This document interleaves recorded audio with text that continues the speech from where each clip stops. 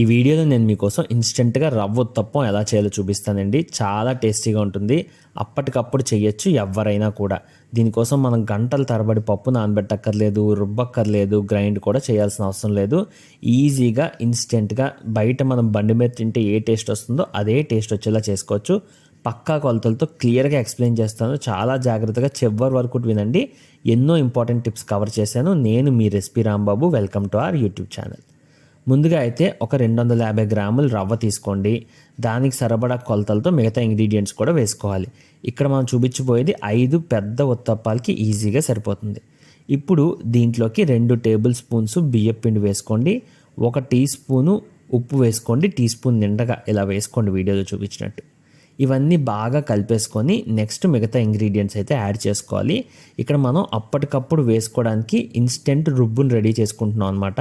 కొంతమంది దీంతో దోశలు చేస్తారు, కానీ ఇది ఉత్తప్పానికి మాత్రమే పర్ఫెక్ట్గా ఉంటుంది. ఇప్పుడు ఇదంతా బాగా కలిపేశాక ఒక 3 టేబుల్ స్పూన్స్ దాకా పెరుగు వేసుకోండి.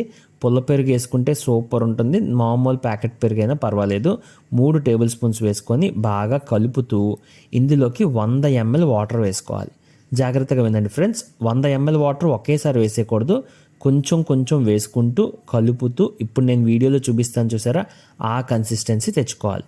నేను చెప్పే కొలతలు ఎగ్జాక్ట్గా ఫాలో అవ్వండి, మీకు ఇదే కన్సిస్టెన్సీ వస్తుంది. ఎక్కువ తక్కువ ఏమీ ఎక్కలేదు. వాటర్ కానీ పిండి కానీ పెరుగు కానీ ఇలాగే వస్తుంది మీకు కూడా. ఎగ్జాక్ట్గా ఫాలో అవ్వండి. ఇప్పుడు ఒక పెనం తీసుకోండి. ఆ పెనంలో ఒక 2 టేబుల్ స్పూన్స్ నూనె వేసి ఆ నూనె పెనం అంతా బాగా పట్టేలా పట్టించుకోండి.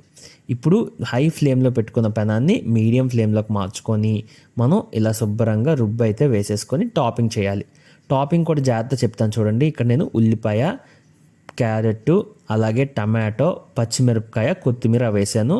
5 పెద్ద ఉత్తప్పాలు అని చెప్పాను కదా, దీనికి సరిపడేలాగా మీకు ఎలా కావాలి అంటే ఒక టమాటా సరిపోద్ది, సగం క్యారెట్ సరిపోద్ది, అలాగే ఒక ఉల్లిపాయ సరిపోద్ది, 3 పచ్చిమిరపకాయలు పెద్ద సైజువి, అలాగే కొంచెం కొత్తిమీర వేస్తే ఇక్కడ చూపిస్తున్నట్టే నిండుగా ప్రతి ఉత్తప్పం మీద టాప్ చేసుకోవచ్చు.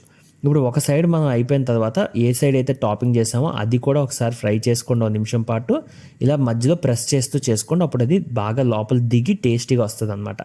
ఇప్పుడు చివరిగా కొంచెం నెయ్యి వేసుకొని దాన్ని తీసి సర్వ్ చేసుకొని తింటే అద్దిరిపోతుంది టేస్ట్. రెసిపీ ఫాస్ట్గానే ఎక్స్ప్లెయిన్ చేశాను అనుకుంటున్నాను. క్లియర్గా చెప్పానా లేదా కామెంట్ చేయండి. మీకు ఏమైనా డౌట్స్ ఉన్నా కామెంట్ చేయండి, వెంటనే రిప్లై ఇస్తాను. వీడియో చూసినందుకు థ్యాంక్ యూ సో మచ్. ఇంకా చాలా వీడియోలు ఉన్నాయి ఫ్రెండ్స్ ఛానల్లో. నా ఎఫర్ట్స్ నీకు నచ్చితే వీడియోస్ చూడాలనుకుంటే ఛానల్ సబ్స్క్రైబ్ చేసి సపోర్ట్ చేయండి.